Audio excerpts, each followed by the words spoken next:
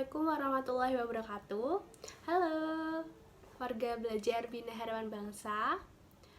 Berjumpa lagi dengan saya, Ibu Adinda. Masih ingat ya, walaupun kita sudah libur kurang lebih 2 minggu. Nah, tetap masih ingat saya ya tentunya di kelas Bahasa Indonesia. Sebelumnya saya ingin mengucapkan selamat tahun baru 2022. Semoga di tahun ini kita senantiasa diberi kesehatan, dimudahkan dalam mencari rezeki, dimudahkan dalam belajar, dan dilancarkan segala aktivitas kita sehari-hari. Nah, setelah kita berlibur selama kurang lebih 2 minggu, berkumpul keluarga, istirahat, healing, ya, kita akan siap untuk belajar lagi. Nah, kelas 10 kali ini kita akan melanjutkan modul selanjutnya, yaitu modul 4. Modul 4 ini materinya yaitu tentang teks negosiasi. Nah, saya yakin kalian sudah tidak asing lagi dengan kata negosiasi, karena di kehidupan kita sehari-hari kita sering melakukan hal ini, atau kita sering melakukan sebuah kegiatan negosiasi. Nah, negosiasi itu apa sih sebenarnya? Nah, negosiasi itu merupakan bentuk interaksi yang berfungsi untuk mencapai sebuah kesepakatan di antara pihak-pihak yang mempunyai kepentingan atau mempunyai pendapat yang berbeda. Bukan debat ya, bukan debat di sini.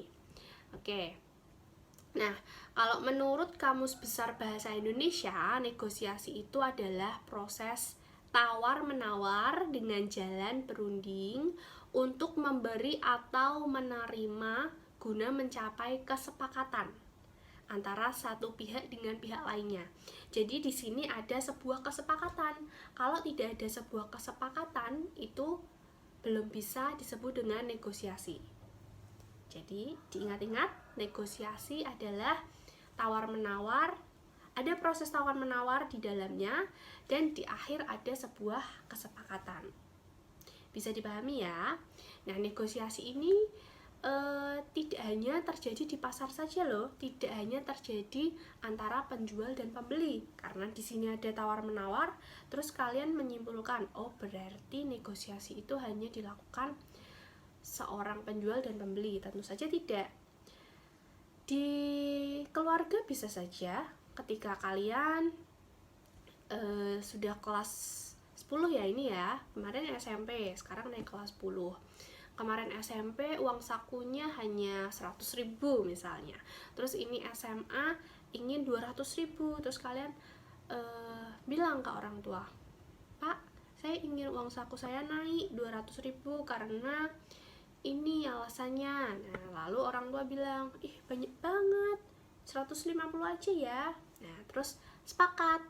Itulah yang disebut negosiasi juga, walaupun tidak ada penjual dan pembeli ya, karena di situ ada sebuah tawar-menawar dan ada sebuah kesepakatan. Lalu antara guru dan murid juga bisa dicontohkan. Misalnya, hari ini kita akan ulangan ya anak-anak. Nah, gurunya bilang begitu. Lalu muridnya, Bu, sudah banyak sekali Bu, minggu ini ulangannya, bisa nggak Bu minggu depan? Nah, kalau gurunya mengiyakan, berarti terjadilah sebuah proses negosiasi. Oke, saya rasa kalian paham, dan kita akan melanjutkan ke tadi fungsi sudah ya, pengertian sudah, fungsi sudah, tujuan sudah, ciri-ciri dari teks negosiasi. Nah, ciri-ciri dari teks negosiasi itu apa sih Bu?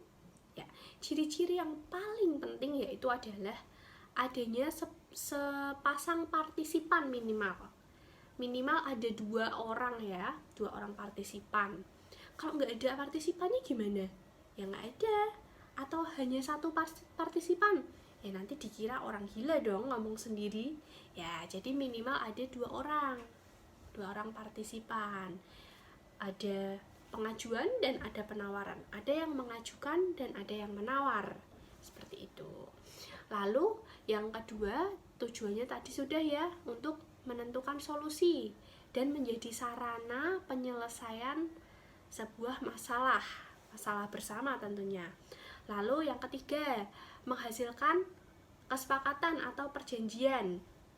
Misalnya di sebuah pasar ada penjual mangga, terus ditawar sama ibu-ibu, "Bang, mangganya 5.000 aja ya per kilo ya, kan lagi musim," gitu kan. Terus penjualnya, "Ya tapi jangan yang besar-besar ya Bu ya." Nah, oke deh. Nah, itu ada janjinya, jangan yang besar-besar. Boleh, tapi jangan milih yang besar-besar gitu.